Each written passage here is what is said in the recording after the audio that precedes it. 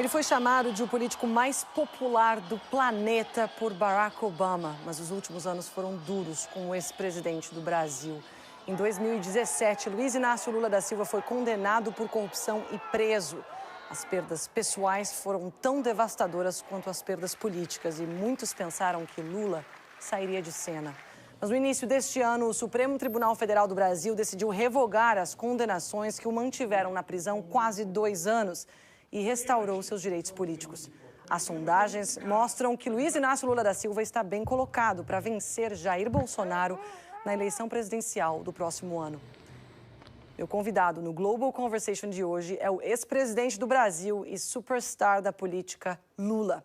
Presidente Lula, muito obrigado por participar do Global Conversation. Quando nós conversamos pela última vez, em 2016, o senhor me disse que não se candidataria mais à presidência. O senhor disse que estava cansado, que queria deixar um espaço às novas gerações. Muita coisa aconteceu desde então e eu acredito que o senhor mudou de ideia. Olha, Anelisa, a primeira coisa que me fez mudar de ideia é que quando eu falei para você a primeira vez, eu pensei que com 75 anos eu estaria velho. E eu descobri que eu estou novo com 75 anos. E depois que o Biden, com 78, se candidatou e ganhou as eleições dos Estados Unidos, eu fiquei pensando por que não me candidatar às eleições do Brasil. Eu ainda não me decidi disputar as eleições. Nós dedicamos 2021 para que a gente possa brigar para conseguir vacina para todo o povo brasileiro, para que a gente consiga um auxílio emergencial para que o povo possa sobreviver e para que a gente consiga crédito para pequenas e médias empresárias continuarem mantendo seus empregos. Somente a partir do final do ano é que a gente vai, então, começar a pensar na questão das eleições. E se o PT quiser, outros partidos aliados quiserem, eu estou totalmente à disposição para ser candidato a presidente do Brasil, recuperar o Brasil, fazer o Brasil voltar a crescer e colocar o Brasil, sabe, a nível internacional como um país protagonista, como nós fomos quando eu governei o Brasil. O senhor mencionou pedir mais vacinas, ajudar os brasileiros a atravessar a atual crise, mas como é que o senhor pretende fazer isso se o senhor não está no poder, justamente? O senhor pretende pedir ajuda internacional, por exemplo? Olha, não, nós estamos fazendo não só campanha e denúncia, como estamos brigando no Congresso Nacional para que o Congresso Nacional, a Câmara e o Senado ajude a comprar vacinas que estão à disposição no mercado. Sabe, o Brasil foi muito irresponsável, né, Elisa? O Brasil deixou de comprar 70 milhões de vacinas quando ele poderia ter comprado logo no início da pandemia. O Brasil, o presidente da República foi responsável, ele é um negacionista, ele não acredita no coronavírus, ele não acredita na vacina. A única coisa que ele acredita é em vender remédio que não presta para combater o coronavírus. Então, nós tivemos um problema. Mais da metade das pessoas que morreram no Brasil é pela irresponsabilidade e pelo comportamento do governo brasileiro. Se o governo tivesse se comportado de forma irresponsável, humanista, criado um comitê de crise, reunido os especialistas, os cientistas, a gente não teria a quantidade de vítimas que nós temos hoje. O senhor está falando de uma crise que já custou a vida de 500 mil de brasileiros. No momento que nós estamos conversando, mais de 1.700 pessoas continuam a morrer no Brasil todos os dias. O senhor acha que o senhor teria feito um trabalho melhor na gestão dessa crise? Teria, Annalise, sabe por quê? Quando surgiu a gripe H1N1, nós vacinamos 83 milhões de pessoas em apenas 3 meses. Ora, o presidente da República não é obrigado a saber tudo. O papel do presidente da República é o papel do maestro, é coordenar a sua equipe. Se o presidente tivesse criado um comitê de crise, tivesse chamado cientistas para participar, tivesse chamado, sob a coordenação do ministro da Saúde, os secretários da Saúde dos estados, criado um protocolo, nós não teríamos tido no Brasil a quantidade de vítimas que nós tivemos. Por isso que eu digo sempre que metade dessas vítimas nós temos que responsabilizar nas costas do presidente da República e é por isso que eu faço questão de dizer que ele é um genocida pela quantidade de mortes que nós tivemos no Brasil. O presidente que o senhor acusa de ser um genocida se chama Jair Bolsonaro e é uma figura realmente muito controversa, inclusive na comunidade internacional. Porém, muitos culpam o seu partido, o Partido dos Trabalhadores, e as falhas desse partido pela ascensão de Jair Bolsonaro. Dizem, por exemplo, que o desencanto com 14 anos de PT no poder levou a uma situação política que empurrou muita gente a votar pelo candidato de extrema-direita. O que o senhor tem a dizer sobre isso? Olha, eu tenho a dizer que os que dizem isso são aqueles que votaram no Bolsonaro, aqueles que contribuíram para ele ganhar. Quem é que contribuiu para o Bolsonaro ganhar as eleições?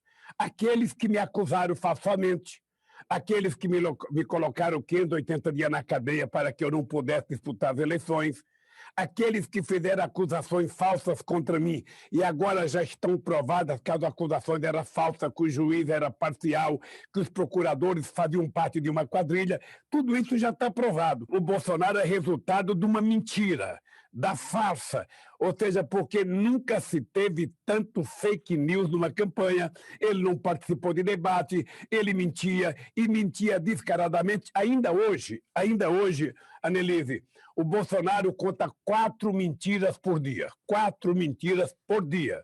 Ou seja, você imagina quanto que ele contou durante o processo eleitoral. Então, na verdade, o povo tomou uma decisão, na minha opinião, equivocada ao votar no Bolsonaro, mas esse é o risco da democracia, esse é o risco do processo eleitoral. A polarização no Brasil agora é diferente. Não é entre dois extremos, um de direita e um de esquerda. A polarização no Brasil é entre o fascismo e a democracia. Eu represento a democracia porque sou de um partido democrático que tem uma história de governança muito democrática e o Bolsonaro representa o fascismo. Então, o que está em jogo é isso. É uma polarização de verdade. O povo vai decidir quem gosta de democracia, quem quer o presidente democrático ou quem quer a continuidade de um fascista no governo. É isso que está polarizado e a gente não tem que ter medo da polarização.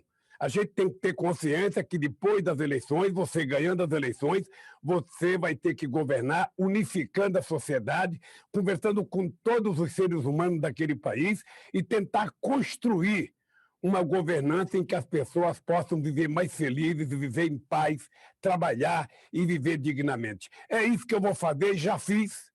Já fiz uma vez, já fui presidente 8 anos, já consegui provar que é possível você construir um Brasil altamente desenvolvido, um Brasil que melhora a qualidade de vida do seu povo, e você sabe a luta que eu tenho contra a desigualdade para combater a pobreza.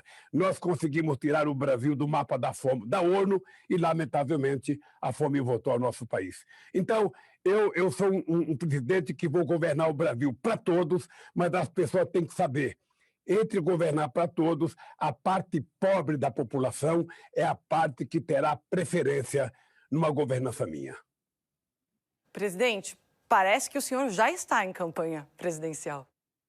Não, é bem possível, veja. O problema é o seguinte, é que eu não posso me anular, sabe? Eu tenho que mostrar para as pessoas que eu estou vivo, que eu estou disposto, que eu estou com saúde, que eu sei como fazer, sabe, a concertação desse país, que eu sei como construir a democracia. A primeira coisa que eu fiz quando eu ganhei as eleições em 2013, Annelise, foi criar um conselho de desenvolvimento econômico e social, colocando grandes empresários, padres, pastores, índios, negros, bancos, sindicalistas. Ou seja, juntei a sociedade civil para que ela, junto comigo, assumisse a responsabilidade de governar o Brasil. E deu certo. É por isso que, quando eu deixei a presidência, eu tinha 87% de bom e ótimo na opinião pública. A comunidade internacional anda muito preocupada com a situação no Brasil. O senhor teria uma mensagem para essa comunidade internacional, principalmente para países europeus? Qual seria a sua mensagem hoje? Annelise, os governantes europeus, tanto os que estão no governo quanto aqueles que já foram no governo, o movimento sindical e as entidades ONGs conhecem o PT, conhecem o Brasil e conhecem o nosso governo. Nós tivemos uma relação exuberante. Eu posso te dizer que, quando eu fui presidente da República, a minha relação com todos os partidos da Europa era extraordinário. Era com todos os presidentes, foi com Gordon Brown, foi com o Tony Blair, foi com Sarkozy, foi com o Chirac, foi com a Angela Merkel, foi com o Schröder. Eu conversava com todo mundo. O Brasil é um país que não tem contencioso e o Brasil precisa fazer uma parceria com a União Europeia. Nós precisamos consagrar o acordo entre a União Europeia e a América do Sul para que a gente possa também dar à Europa a oportunidade de não ficar ilhada entre China e Estados Unidos.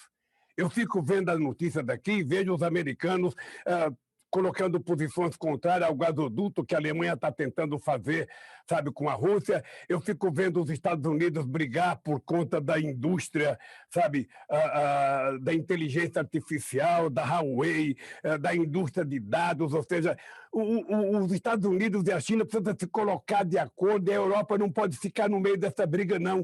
Por isso que a América Latina e a relação com o Brasil é muito importante para que todos os países possam compreender que a gente que acabou a Guerra Fria, que a gente que não quer mais guerra nuclear, a gente não pode ter uma guerra comercial, a gente não pode ter uma guerra, sabe, da indústria digital. Nós precisamos construir um jeito de melhorar a vida da humanidade.